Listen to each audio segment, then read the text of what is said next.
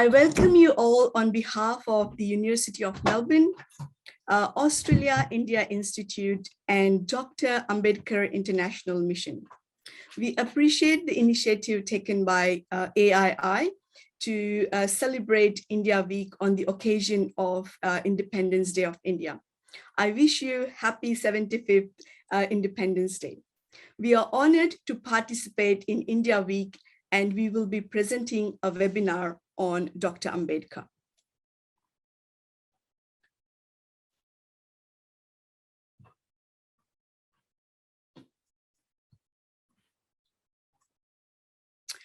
The topic of today's presentation is Many Facets of Dr. Ambedkar and its Relevance in Contemporary India.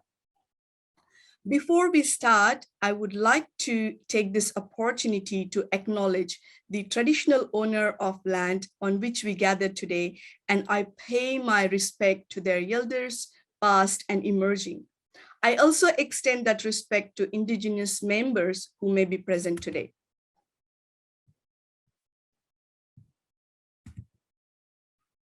Today, we have 5 presenters, Dr. Dhanraj, Asmita Mahire Singh, Prakash Punekar, Giribala Thomas, and Professor Karankar. Today's topic is very vast and vibrant. Our presenters may only be able to touch base on the important part of their speeches, which means that audience may have a question to ask, and we are more than happy to take all those questions. I would encourage you, if you have any question, please put it in the chat forum, and we will pick them up as we finishes with all the talks. Feel free to use the chat forum to put your questions and raise your questions. Once again, I would like to welcome you all and thank you for joining and wish you happy Independence Day. May I now request Asmita Mahire Singh to start her topic on Dr. Ambedkar and women's empowerment. Thank you.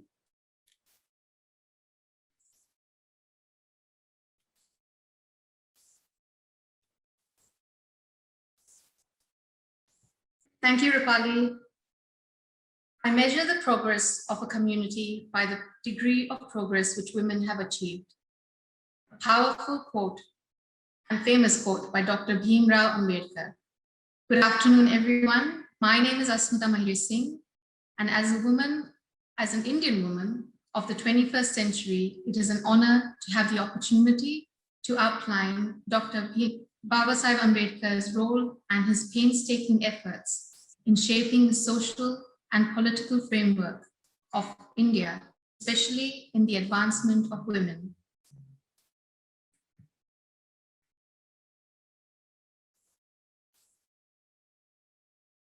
Women empowerment, feminism, #MeToo are topics that are trending and discussed on various social media platforms in schools, colleges, and workplaces. We know the Workplace Gender Equality Agency, an Australian government statutory agency, was created in 2012 for the very purpose of promoting and improving gender equality in Australian workplaces. According to the country report of Government of India, empowerment means moving from a position of enforced powerlessness to one of power.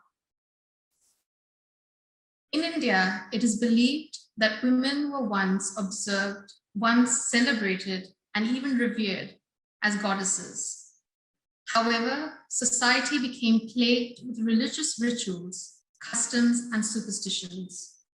These customs became rules deeply rooted amongst people. It became their culture, laws that no one questioned. The women's position quickly changed. Women were second-class citizens controlled by men. Their advancements ceased, and they were subjected to various social evils, such as child marriage, sati, where the widow was forced to sit on top of her husband's funeral pyre, restriction to widow remarriage, the Devdasi system, prostitution, dowry debt, witch hunting, domestic violence, etc. This was not limited to women of certain caste or certain regions, but applied to all Indian women. The situation for women was dire and deeply saddening. This saw a huge socio-religious reform in the 19th century. Reformers from all over the country worked to eradicate inequality and casteism and strived to give women a better social standing through education and raising women's consciousness. During this period, laws were implemented to protect young girls and women. For example, the Prevention of Infanticide Act of 1802, Prohibition of Sati Act 1829, Child Marriage Prohibition Act 1929, etc. Dr. Ambedkar had faced discrimination throughout his life due to his caste. His personal experiences and the plight of downtrodden and women he had witnessed in the society had shaped him as a human being. He was highly educated and well-read. Earning those degrees was a big feat and still would be in 2021. I always think Indians should be proud of Dr. Ambedkar, and quite frankly, should be bragging that one of our countrymen was the finest scholars in the world. His exposure to the Western culture during his studies influenced his views on women's rights. You see, when he was studying overseas, was the time when England and America was witnessing its first wave of feminism during 1918 and 1920s. At Columbia University, it is also where Dr. Ambedkar was introduced to the words liberty, equality, and fraternity while studying under Professor John Dewey. Dr. Ambedkar incorporated these words in the biggest work of his career. Us Indians are very much familiar with these words. They form part of the preamble of the Indian Constitution. He made it his lifelong mission to dedicate his life for the upliftment of the downtrodden and women. The words justice, equality, liberty, and fraternity had been etched into his mind. He truly envisioned the young, soon-to-be India, independent India, to be founded on these principles. He knew to bring the society as a whole forward, he knew all the segments of the society had to be brought forward. This applied especially to those who had been left behind for centuries, the outcasts and the women. Dr. Ambedkar knew the way to ensure equal rights for women was through establishing a legal framework. As mentioned earlier, laws did exist at the time, however, they were not streamlined. And not to mention ancient Hindu texts, Hindu law, which was mainly based on Dharma texts. Manusmriti, Yajnavalkam Smriti, Kautilya Arthashastra was very much practiced. Dr. Ambedkar began working on the Hindu code. In the bill, Dr. Ambedkar focused mainly on furthering rights for women. Inheritance rights, the right to divorce, the right of marriage and adoption, and right to monogamy and alimony. I will be honest and say I wasn't aware that Indian men were allowed to have multiple wives while their wives were still alive. So yes, the Hindu Code Bill guaranteed women's social, economic, and religious freedom. It was revolutionary and pretty much a punch, or would you say, a kick in the gut of patriarchy and orthodox religious rights. Can you imagine the uproar? I've got a slide here. It's a cartoon that was published in 1948. I first saw it in a presentation done by Professor Scott Stroud from the University of Texas. It depicts women demanding their rights, and the then Law Minister, Dr. Ambedkar, sitting on a tree branch, watching, and you can see that people really feared what the women might do with the freedom they'd gain. The bill, as you can imagine, faced opposition, not only from men, but also women. The bill was introduced to the parliament in 1946 and 1947. It was not passed. It was opposed by most of the members of parliament at the time, including the then President of India, Dr. Rajendra Prasad. Under Jawaharlal Nehru, who was initially in favor, also changed his vote to ensure the general elections were not impacted. Dr. Baba Saheb turned his attention to constitution making. In 1951, on the eve of the first election, the then Prime Minister, Jawaharlal Nehru, dropped the bill completely. This was one of the reasons the then Law Minister, Dr. Ambedkar, resigned. Dr. Ambedkar was absolutely devastated. The bill had also taken a toll on him with the opposition he faced every step of the way for wanting to bring an enormous positive shift for the women in India. Ironically, after his resignation, most of the provisions proposed by Dr. Ambedkar were later passed as bills, namely the Hindu Marriage Act of 1955, which gave women the right to divorce and maintenance in some cases, and recognized intercaste and interfaith marriages. The Hindu Succession Act of 1956, which gave them legal rights to inherit family property. The Hindu Adoption and Maintenance Act 1956, which allowed women to legally adopt a child. The Hindu Minority and Guardianship Act of 1956, which allowed a woman to be the natural guardian of a child. Dr. Baba Saheb regarded education as a means of social reform. He encouraged women to get an education. He believed it was the only way women could ensure their own upliftment and removal of inequalities. In the fundamental rights of Articles 12 and 35, Dr. Ambedkar rewarded women with right to inheritance, right to vote, right to equal pay, maternity leave, legal equality. Dr. Ambedkar had petitioned for women's welfare and voting rights before the Southborough Franchise Committee in 1918-1919.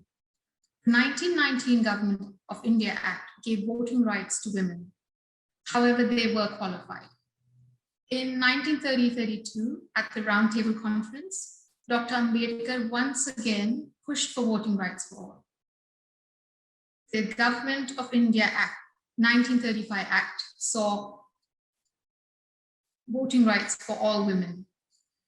Indian women had voting rights before India's independence, before the Indian Constitution was implemented on January 26, 1950, and before many developed countries. For example, Switzerland, who only had implemented voting rights in 1971.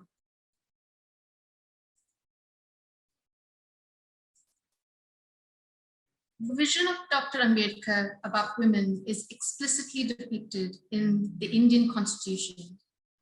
The previous slides list the articles and various funds. These are all available to read online.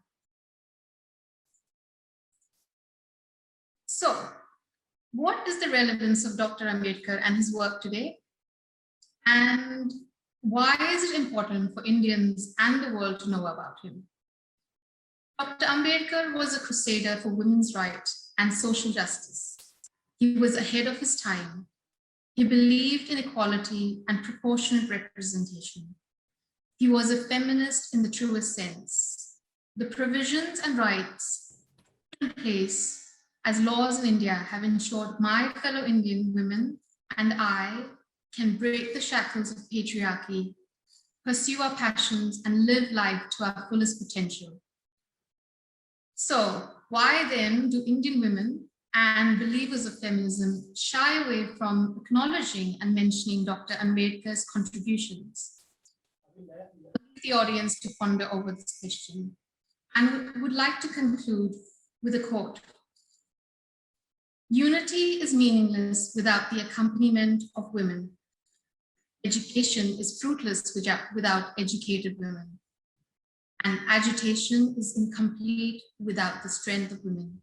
Dr. Bhimrao Ambedkar. Thank you. Thank you so much, Asmita.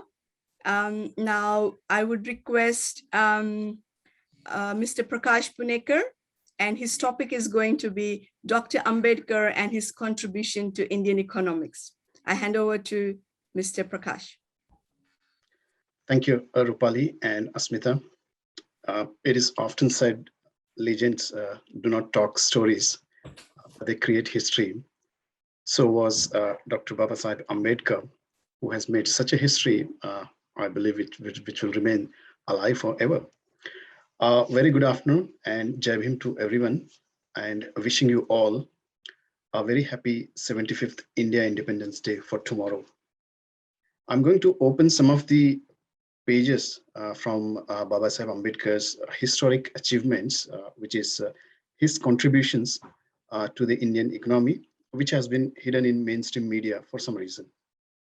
We all know he's a father of Indian Constitution, but often he's projected more as a leader of backward classes in India.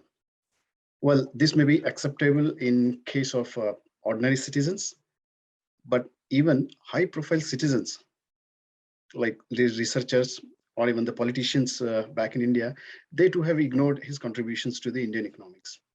However, I have read somewhere that the Nobel laureate, Professor Amartya Sen, once said that Dr. Ambedkar is a father of economics and he deserves more what he has achieved.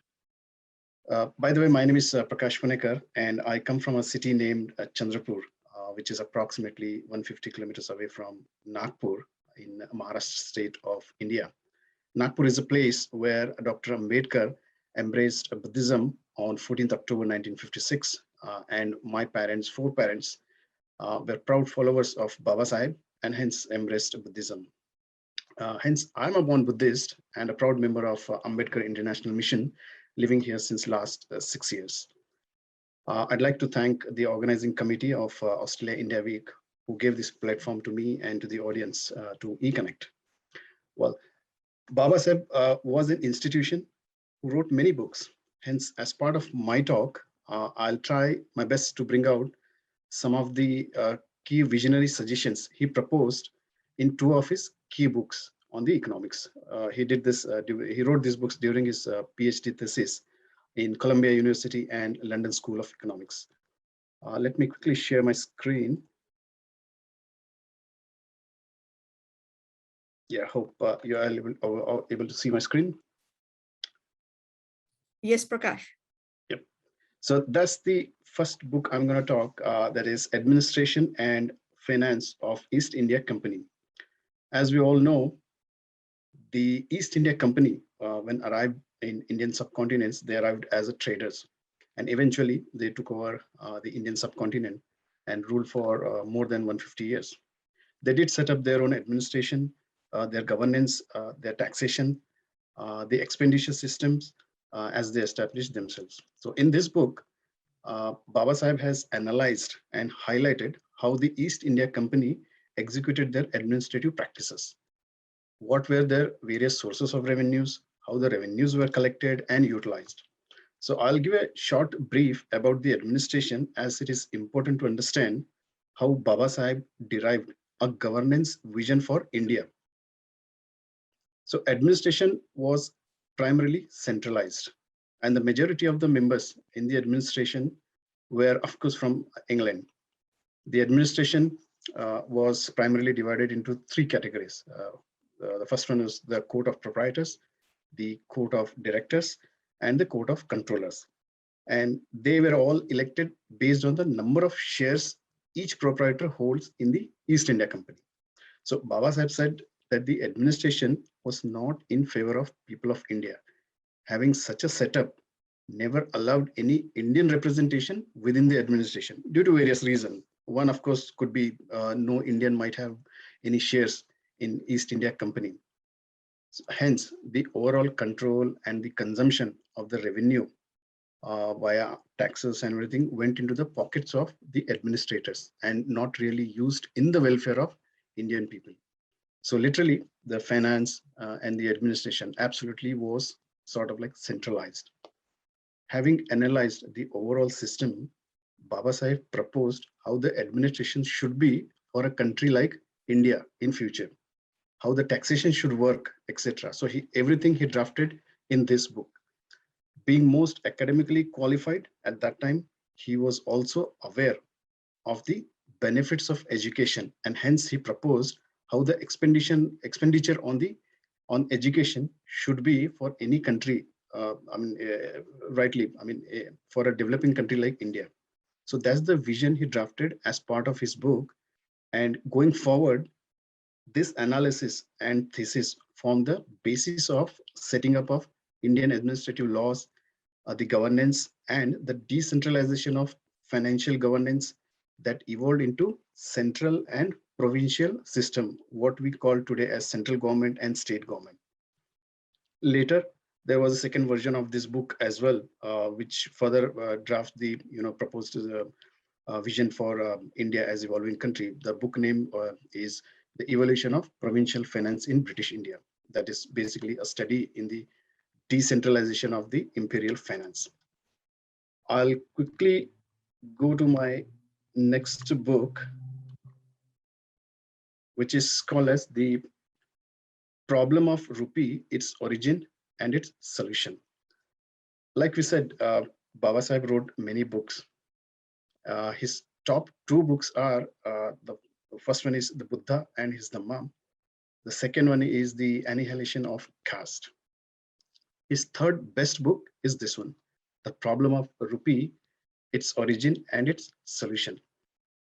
This is considered as one of the complex and most difficult book to understand, as far as I have read in multiple places. So as he was expert in every aspect of data research, he gave a very detailed historical insight about the evolution of rupee as a medium of exchange, that is from 1800 till 1921. So just imagine the time when there was no Google or easy access to the data or the internet. Dr. Baba Sahib Ambedkar gathered all the information and findings and drafted in this book. So what has he written in this book? He puts his thought around how the ideal currency system should be for a developing country. Example, obviously for India.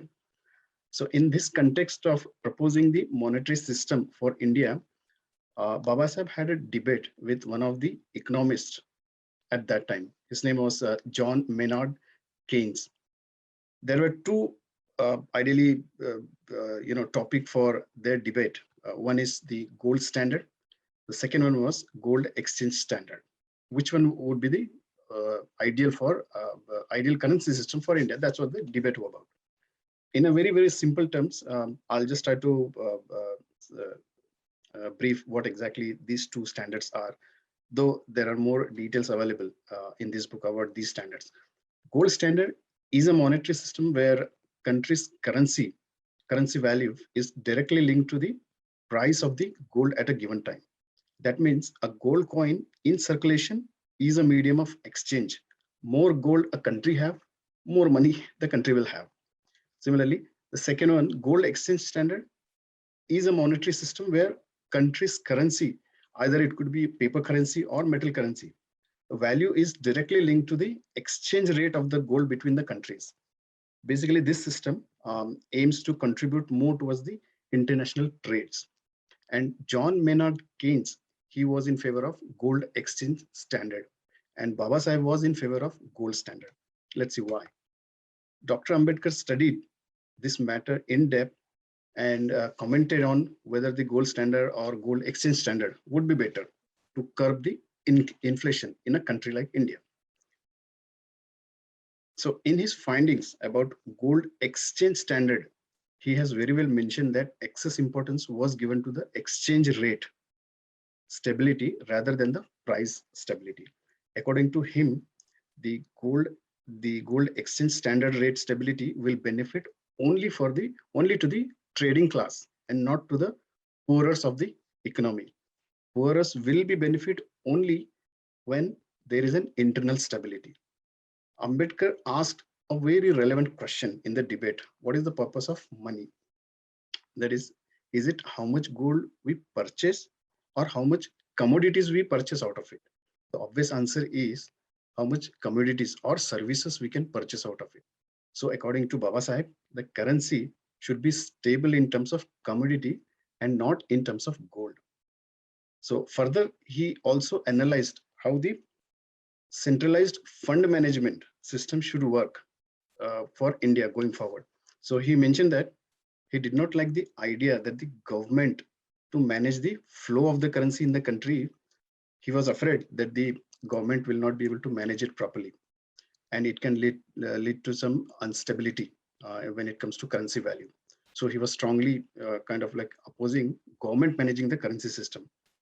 So when there was a need to establish a centralized banking system within India that was pre-independence time, Hilton Young Commission came to India in the year 1926 to form a centralized bank. So Baba Sahib presented all his arguments which he has drafted in this book, and he prepared a testimony which he submitted in front of the Hilton Young Commission in 1926, which were taken into account while forming the Reserve Bank of India. That is from 1926 till 1935. That's the time when the RBI formation was in progress. That means it was this book, The Problem of Rupee, that led to the conceptualization and eventual establishment of Reserve Bank of India. That was on 1st April 1935. But I do feel, and sometimes really it hurts, why there is no picture of Baba Sahib on Indian currency when he has a significant contribution in setting up of RBI. Hence, summing up my talk by saying that the nation, which is standing strong today in terms of growing economy, has a strong foundation of Baba Sahib's thoughts, analysis, and the vision. So, apart from these two books, he also has key contributions in the other area of Indian economy, which are relevant even today with revision from time to time. So, having said that, I'd like to stop here. Thank you very much for listening to me. Jai Bhim.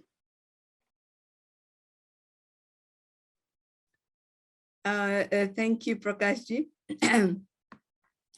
May I now request Giribala Thomas to continue her presentation. Her topic is going to be Dr. Ambedkar's vision on industrialization and modernization. I pass it on to Giribala.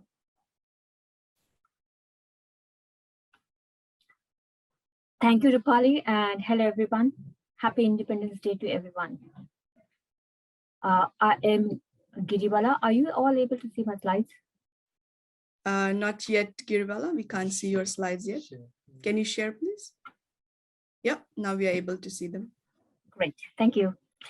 I'm deeply touched by the honor bestowed upon me by the University of Melbourne to put forward some of Baba Sahib's philosophy on industrialization.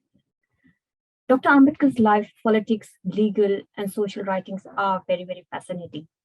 This topic is really vast, and so it is my intention to highlight a few aspects of his contribution towards industrialization and how modernization is relevant to the current era.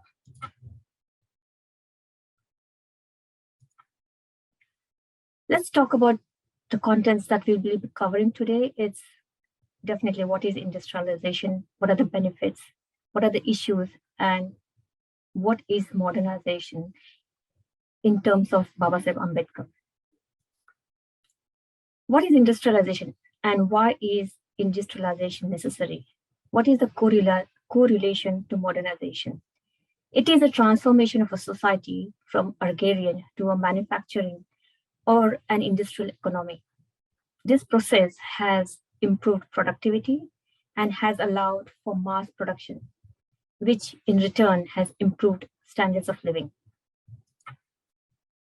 Dr. Ambedkar believed that democracy offers every individual to achieve social equality, economic and political justice, which is guaranteed in the preamble of our constitution. Dr. Ambedkar's concept of state socialism is based on few of the following points. State should have ownership of agriculture and basic industries like transport, communication, insurance. A just distribution of common resources without any distinctions of caste or creed. The state should maintain productive resources like electricity. He went on to add that India should have to tackle a problem connected with electricity. Electricity should be available to masses at a cheaper rate. A similar model has been adopted by China, where every housing complex has centrally controlled public heating system. The housing, the electricity, and the heating is subsidized by the government. While analyzing the land holding size and productivity relationship, Dr. Ambedkar reviewed studies from other countries. He quotes Sir Henry Cotton that there is a danger of too much agriculture in India.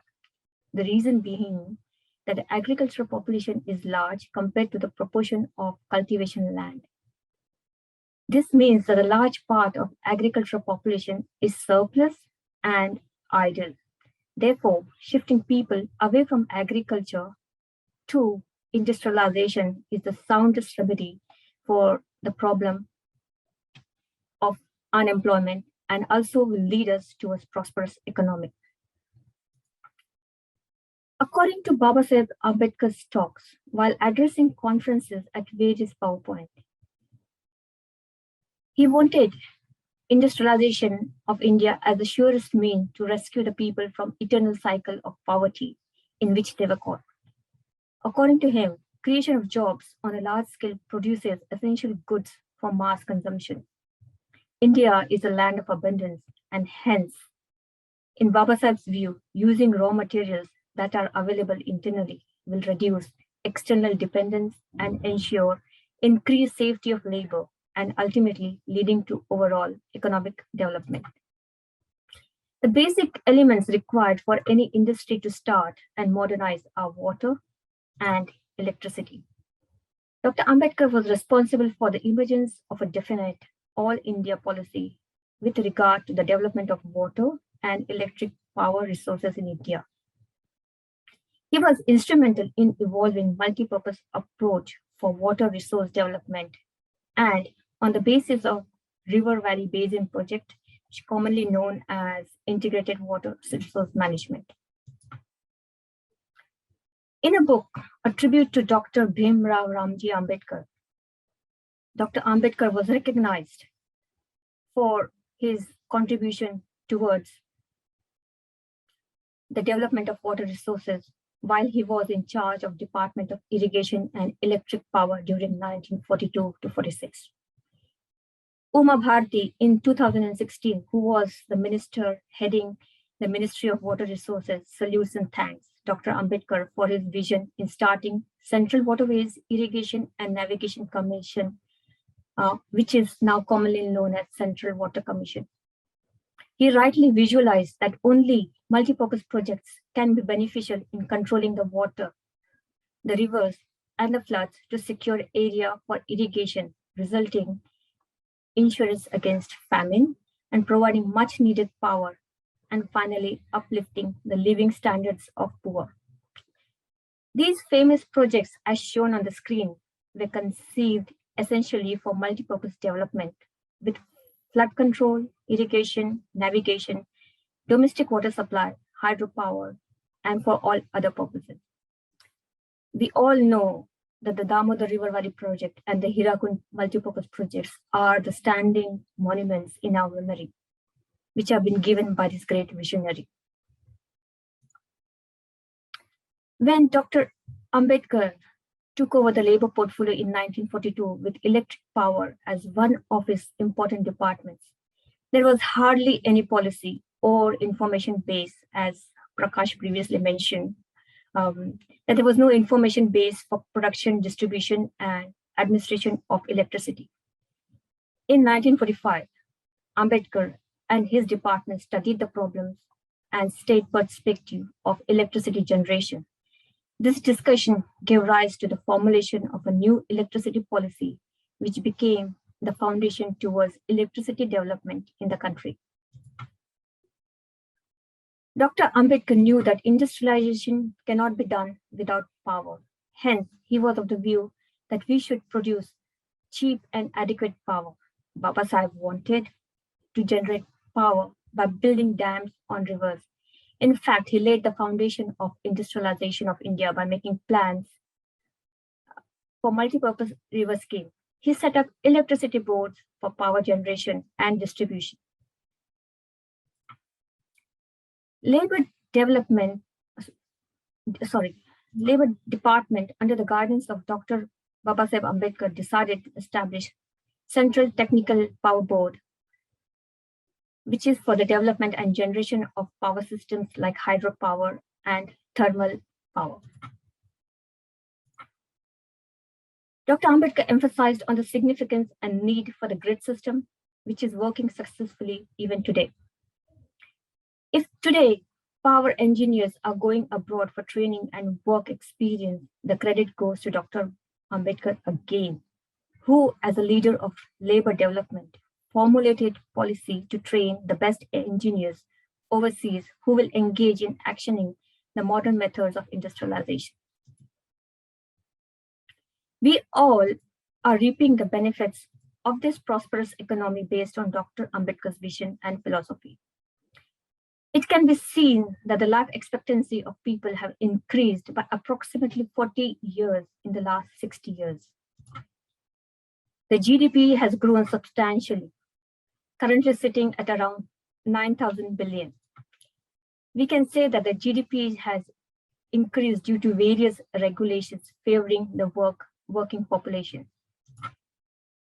As my colleagues have elaborated on some of these acts, it can be rightly said that the above acts are relevant and provide safe working environment to the working population. In the 7th session of Indian Labour Conference in New Delhi, November 27, 1942, Dr. Ambedkar argued for the reduction of working hours of the labor community. He succeeded in bringing 8 hours of duty in action. The working time changed from 14 hours to 8 hours. It was a delight for workers in India, enhancing quality of living and providing work-life balance, protecting the vulnerable, women and children.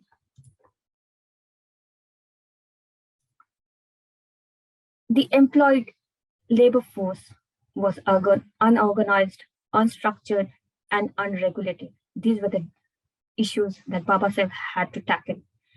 They had no bargaining power. The laborers were unable to seek legal protection. They could not receive a due share of their work.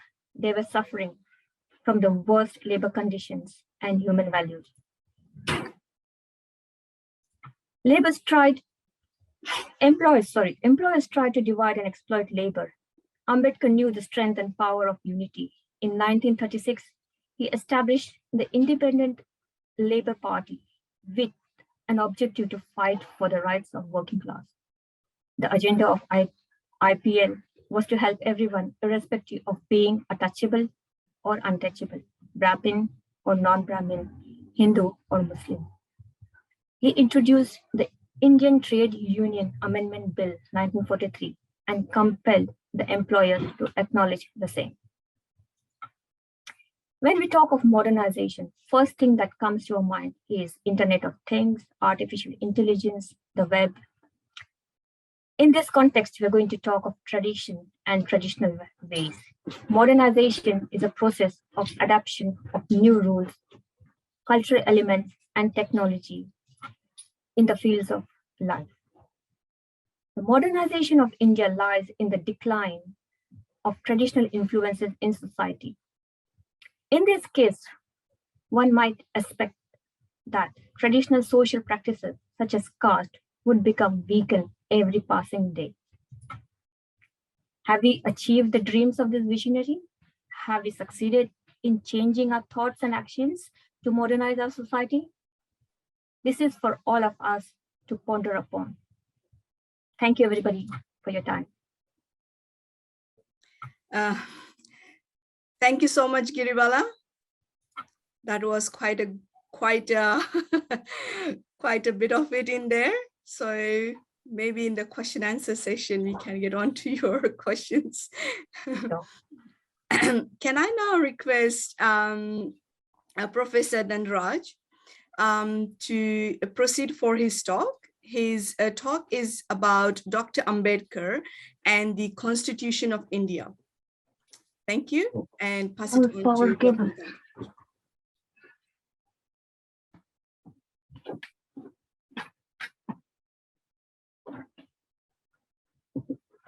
Good afternoon to all of you. Good afternoon to all the audience who are attending this program. My slide is visible or not? We are able to hear you, yes. but the sound is a little bit cracking. Okay.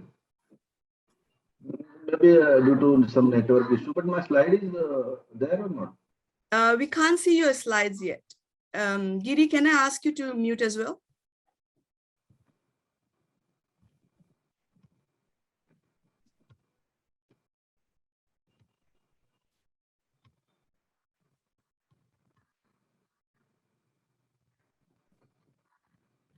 Would you like to share your slides, sir?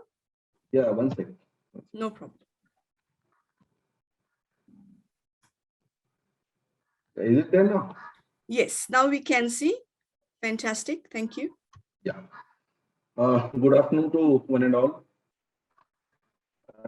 It gives me an immense pleasure to congratulate and express my best wishes to all the Indians on the occasion of Independence Day, which we are going to celebrate tomorrow. And to mark this occasion, I think this is a very relevant time to speak about Dr. Ambedkar's relevance as far as the Indians and the country as such is concerned. Among all the facets of the personality of Dr. Babasaheb Ambedkar, it is a topic which I would like to discuss, which I would like to share my views along with you all. That is Dr. Ambedkar's vision of New India and its reflections in an Indian constitution. Friends, when we say about something to be introduced anew, afresh, then definitely there has to be something which was in existence, one can understand. And similarly with this, or in this fashion, in this line, we will try to understand the things which I wanted to share. Friends, whenever we say anything about a nation, it means the human resource available in that nation. And understanding this fact, the humanitarian society, any humanitarian society or any civilized society, we can say, must have some basis of some virtues, some principles, some postulates for that society to be termed as a humanitarian society. And it is by and large accepted by the whole world. You will find that there are 4 principles which I have mentioned in this slide: equality, justice, liberty, and fraternity. These are the 4 golden principles of humanity which are accepted worldwide as the basis of a humanitarian society or a civilized society. And hence, with this introductory kind of slide, I would like to request you to understand the presentation in the light of these 4 principles as to what sort of new nation the framers of the Constitution, Dr. Ambedkar particularly, was having been dreamt of. Let us have a look on some aspects. But again, I would like to take you all to a fact that when I say new nation, means there was something which was in existence which we wanted to transform into. So let us try to understand by accepting a fact that we the Indian were governed by a system of Varna and caste, which was completely based on a descending order of purity in the name of Varna and subsequently the caste system. I will not go much in detail of these things, but we all know that the caste is an enclosed group of people having been identified by the name of their caste, and the system of caste was having a graded inequality. And as I told you, those four golden principles of humanity, this Varna and caste system, divisive system of Varna and caste, badly affected these golden principles of the existence of this humanity, postulates of humanity in India. You can understand that it has badly damaged the sense of equality. It has deprived many people from their equal opportunity, equal rights, equality on in all parallels of the concept, you can say, that was deprived. It was also affected the concept of justice. Justice was also denied to the people by virtue of being from a particular caste or a particular Varna. You will also find that there was another postulate, that is liberty or the fraternity. They were also denied, they were also deprived. People were also deprived from enjoyment of a liberty and the fraternity among themselves. So since it was an enclosed group of the people in the name of a caste, people used to think only about their own caste, irrespective of good or bad, but they only think of their own caste, and that is a very big setback to the Indian society as such, or Indian nation as such, we have been observing for centuries together. Now, when we say Constitution as a document and Dr. Babasaheb Ambedkar's contribution in the framing of India's Constitution, it is not needed to be expressed as in detail, because everybody knows that he is a founding father of the Indian Constitution. So Dr. Ambedkar, when we say, has inculcated something in the Indian Constitution which can decide a few things about India, as all the constitution you will find in the world, that they decide some things or they set something for their nation, for their state. Every constitution establishes certain things for their state, and you will find in a very simple way there are four things which are decided in through every four things you will find that they are provided through a constitution of a nation. It determines the social order of a nation. It determines a political system in that nation. It determines the economic pattern and the system of administration of the justice. So these are the four things which a constitution of a nation or of a country designates, determines for that particular country. And hence, if we want to understand the Constitution of India, merely reading the articles in the Constitution and commenting on them will not suffice the purpose. Instead, it is necessary in that sense to understand the philosophy on the basis of which particular provision is enshrined in the Constitution. So every provision under the Constitution is there because of something in the background of that, and that background can be understood with the help of the constitutional philosophy. So every scholar of the Constitution needs to read the Constitution in the light of the philosophy of Constitution and provisions of the Constitution together. Then only it can be possible. Otherwise, just going to Google and putting their article so and so of the Indian Constitution is a very simple thing. Okay, but then understanding the Constitution is very important. What the Indian Constitution has done to establish or to demonstrate a new nation, to dream of a new nation, how it is reflected in the Indian Constitution, and that is why only it is a first page of the Indian Constitution, which is known as a preamble, can give us an idea of that. What is there in the preamble of Constitution?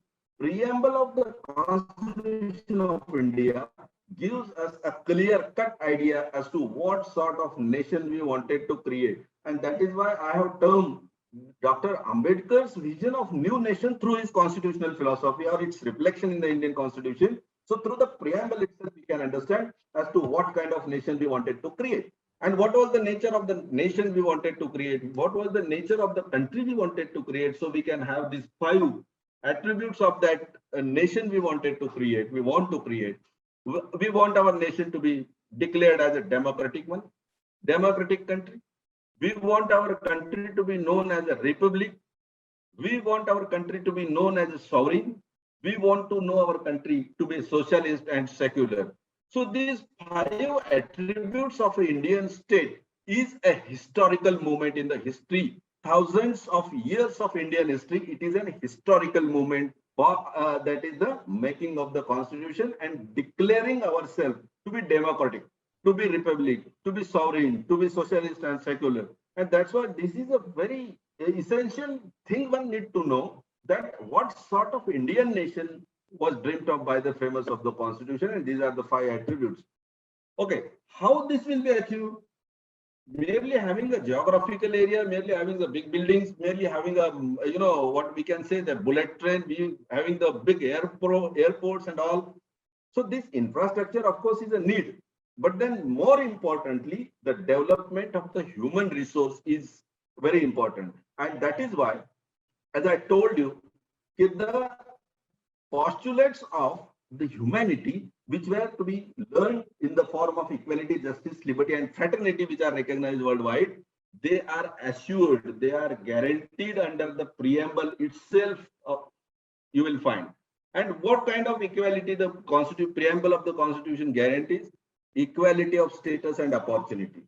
Indian Constitution guarantees its citizens equal opportunity of status. There will be nobody like subordinate to another on the basis of their caste or creed or whatever the grounds of discrimination are there. Nobody will be unequal. All will be equal. Nobody will be greater than one other person. Okay. So equality of status and equality of opportunity. Constitution of India, through its preamble, guarantees its citizens justice in all walks of life. More importantly, social life, political life, and economic life. So political justice, social justice, and economic justice is a guarantee given by the Indian Constitution to the citizens. Liberty, again, another facet, another postulate of humanity, that is liberty. So liberty of what? Liberty of thought, liberty of expression, liberty of belief, liberty of faith and worship. So these are the liberties which are very essential kind of thing for an intellectual development of a human being. For this is a very important thing in one's own life. So spiritual, intellectual, moral development of a human being is based on this kind of a liberty which is guaranteed under the Indian Constitution. Fraternity is also very important thing which is guaranteed under the Indian Constitution. But not only the word fraternity is mentioned, the brotherhood, but of what kind? Such brotherhood which will guarantee the dignity of individual. Every individual will have a right to dignity. Dignified life is guaranteed by the Indian Constitution, and this dignified individuals in India will definitely be a very helpful, resourceful persons to form a unity and integrity of the nation. So this brotherhood, this fraternity assures the unity and integrity of the nation on the other hand. So individual on one hand and the nation as a whole on the other hand, such kind of fabric of fraternity is enshrined in the Constitution, its preamble itself. And these are the objectives which were sought to be achieved by the framers of the Constitution. Okay. One more thing is that all these virtues are not taken by the French Revolution. People used to say that this is taken from the French Revolution. No. In the Constituent Assembly itself, Dr. Ambedkar categorically mentioned that I have not brought it from any political revolution. It is brought, or it is taken from my master, my guru, my teacher, Lord Buddha, the greatest human being ever humanity has seen. These principles of humanity are the principles given by Lord Buddha to the humanity of the world. And that is why these are the objectives on the basis of which we want to develop, we want to grow the humanitarian approach among the society. This will be the foundations of the new nation. These will be the foundation. These objectives are the foundation of the new nation, according to Dr. Ambedkar. And hence, if we want to understand as to, okay, there are these objectives and all these things are mentioned in the preamble, but where are they in the Constitution? They are available, they are present in part 3. You can observe there are 6 fundamental rights provided to the Indian citizen, and they cannot be changed even by constitutional amendment. Anybody can have a dream that we will change the constitution, but whoever will go to change this constitution, that person, that power, whatever it is, that government will itself become unconstitutional. So changing a constitution is not a work of a, so any Tom, Dick and Harry will come and say that I'm going to change the constitution. No, that is not going to happen. Because this is a fundamental rights is a part of a basic structure of the constitution, and that is the very crux. But then again question arises, if such a great constitution we are having, then why in last 70 years we could not achieve the objectives till date? Or why we are still, in search of some option to find a way find a way in our troubles, or why we cannot establish a very developed or modern society in India? There is a very basic reason, which is again categorically mentioned by Dr. Babasaheb Ambedkar in his message. He clearly says it needs a constitutional morality. We have to have faith in our constitution that this constitution is providing equality, justice, fraternity, liberty to all. If this faith is not there, then how can it be a useful document for us all? And that is why it is needed to have a constitutional morality. Babasaheb Ambedkar says constitutional morality is not a natural sentiment. It has to be cultivated. We have to do some efforts for that. We have to develop that sense of understanding to have a constitutional morality. We must realize that our people have yet to learn it. This is a message, this is a warning rather, I could like to say. Our people have to learn the constitutional morality. Democracy we have adopted, that is one thing. But then Babasaheb Ambedkar said in India it is only a top dressing on an Indian soil which is essentially undemocratic. Because we were divided on various grounds, caste, gender and all. So we were basically undemocratic years together. And we are going to adopt democracy. So we will need to cultivate this understanding amongst ourselves. And that is why I also from my side appeal to all of you, all the listeners. It is a very simple work we have to do henceforth. To make India more lovable and more livable, Constitution is the best resource we are having in our hand. The Constitution of India is the best document, best tool which can make India more lovable and more livable, provided we have to inculcate constitutionalism among ourselves. And that is why it is a humble appeal on behalf of AIM, on behalf of organizers of this event, on behalf of all the humanitarian human beings. It is an appeal to all to make an effort for the inculcation of constitutional philosophy, constitutionalism among ourselves. Because otherwise people say that whatever happens in India, whatever bad happens in India, a constitution, this is only because of constitution. No, Constitution of India is useless. Constitution of India is not useless, my dear friends. Constitution of India is useless. We have to use the Constitution of India. We have to implement the Constitution of India. There is a need of honest implementation of the Constitution of India to give a way ahead to the better human society, civilized society, which will definitely be helpful to the humanity throughout the world.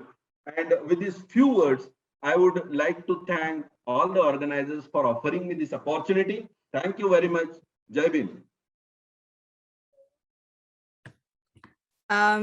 Thank you so much, Dr. Dhanraj. And I really love the line, what you said. Constitution is Not Not useless, useless. Constitution is but it used is less. used very less. Ah, Very right. well said, and thank you so much. Thank you. Can I now request Professor Rajesh Karankaji to present his speech.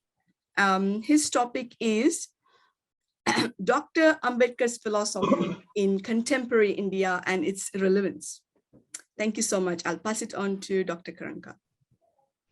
I feel privileged to be part of this webinar on the many facets of Dr. Ambedkar. It is a rare honor to speak on the relevance of Dr. Ambedkar's philosophy in the contemporary India. Let me tell you in clear terms that Dr. Ambedkar is the true architect of modern India. Next. As the previous speakers have focused on the other aspects and issues, hence I will focus on these aspects for want of time.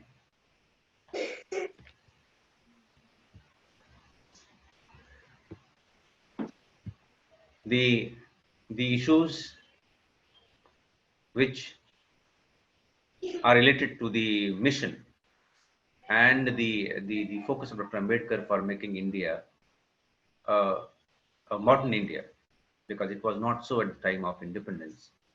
And therefore, his contribution in terms of agricultural reforms or land reforms, labor reforms, state socialism, and the constitutional morality with its citizens and making India a nation are some of the important points that I need to focus on. Next.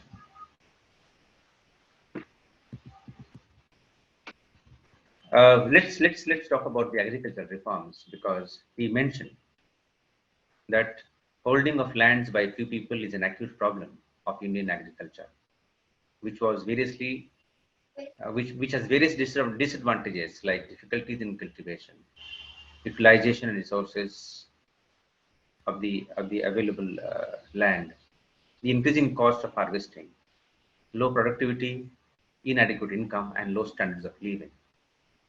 According to him, productivity of agriculture is related not only to the size of the holding of land, but also with other factors such as capital, labor, and other inputs.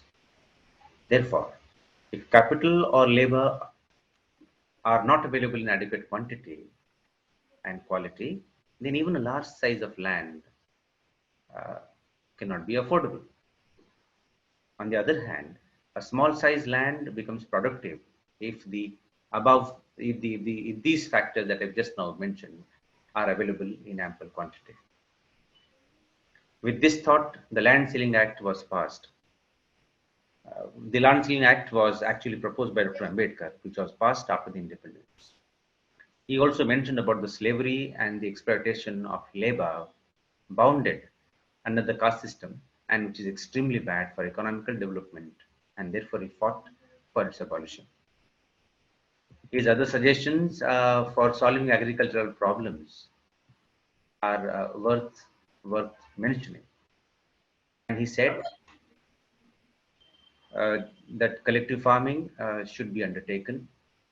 At the same time, we should ensure as a nation that the holding of land is economic, or there should be equal distribution of land, large-scale industrialization, provision of money, water, seeds and fertilizers by the government, cultivation of wasteland by allotting wasteland to landless labor, minimum wages to the labor, and control and regulation of the private lenders who lend loan to the farmers and exploit them by way of lending loans.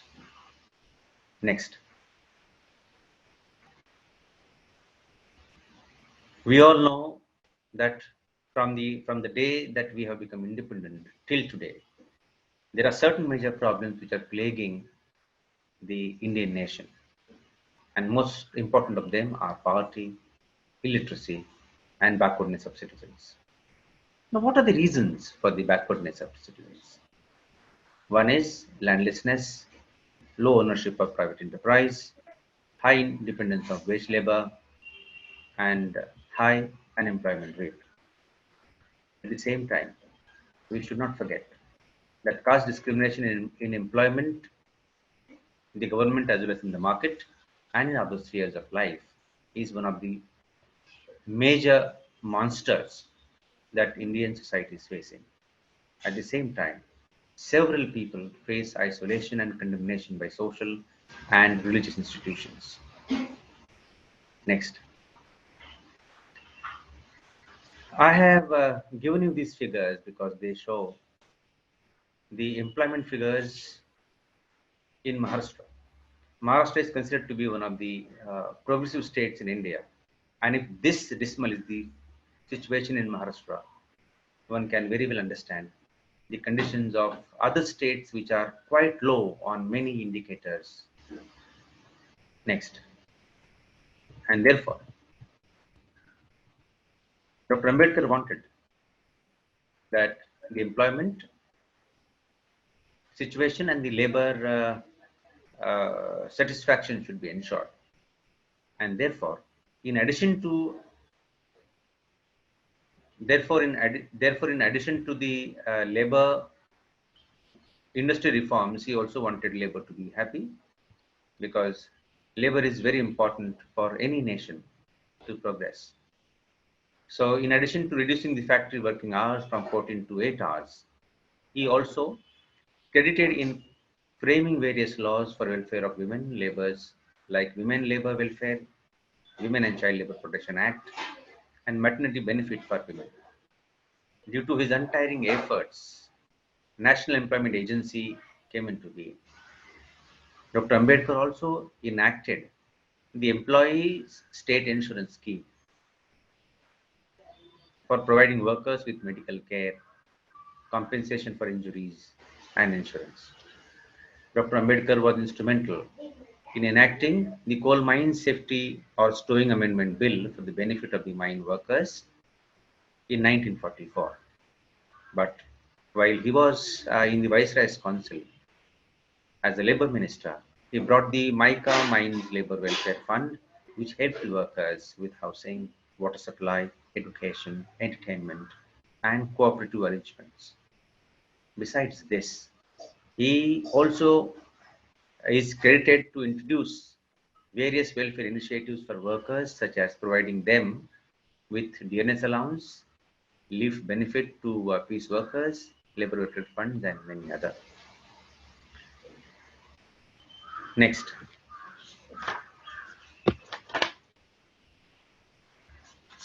Dr. Ambedkar's important contribution for this nation can be also in his philosophy of state socialism that he wanted for India. And therefore, what is state socialism?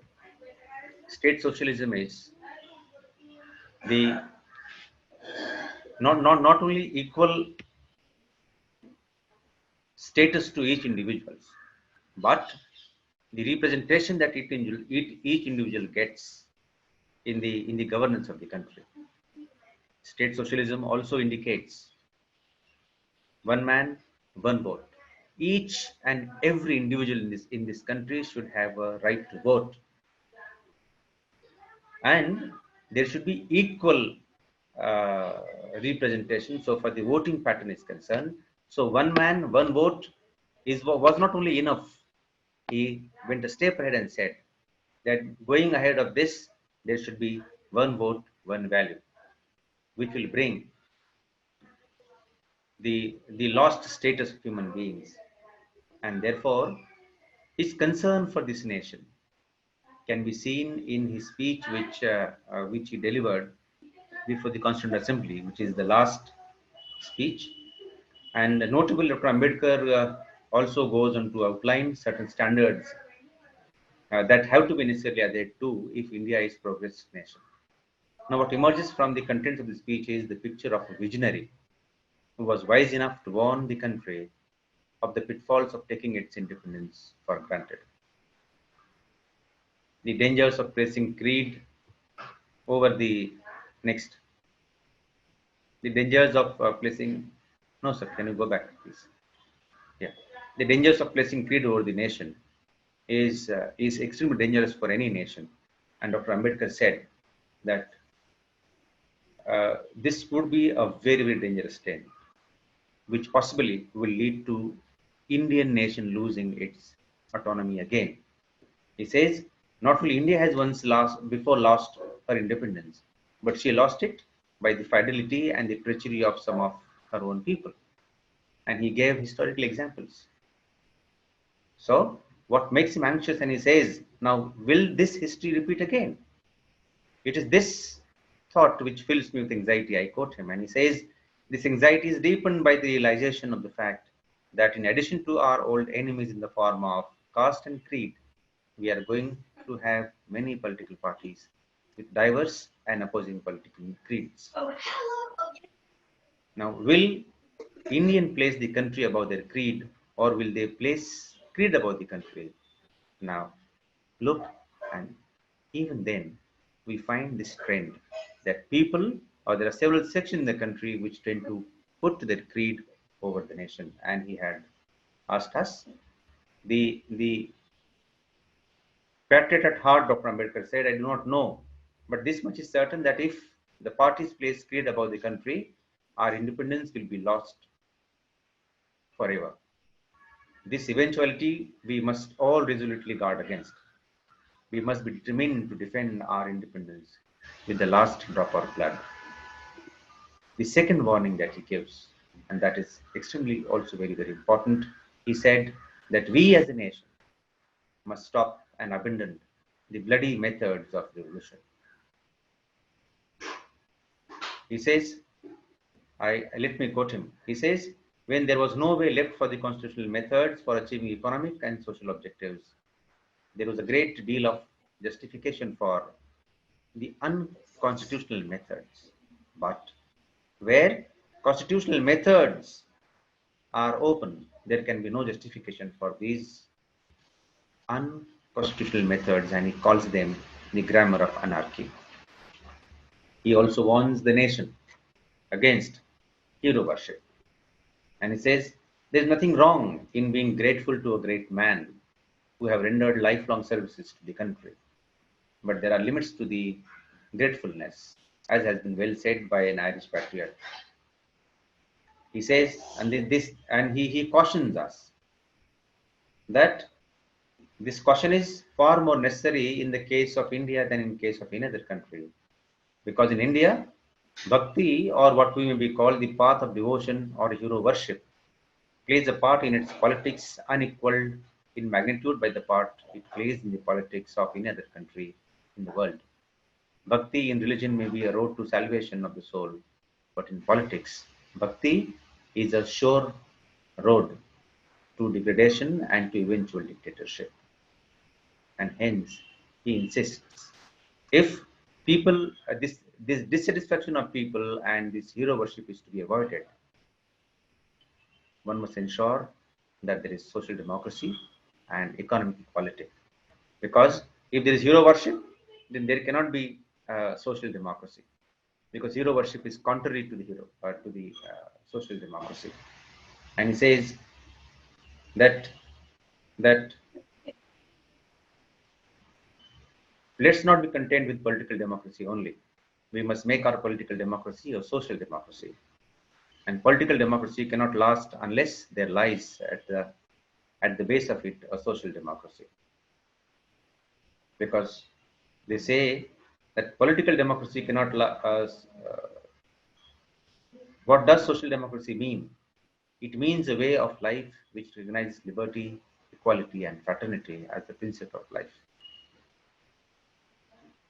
They form the union of Trinity in the sense that to divorce one from the other is to defeat the very purpose of democracy. Without equality, liberty will produce the supremacy of a few over the many. And without fraternity, liberty would produce the supremacy of the few over the many. Without fraternity, liberty, and equality could not become the natural course of things. It would require a constable to enforce them. And therefore, we should develop the feeling of oneness among all the people in the nation. Now, all these concerns that Dr. Ambedkar raises, they are part of his modern India mission. And therefore, if you think that if India has to progress, we should ensure that all these goals are achieved. Now, have we achieved these goals today?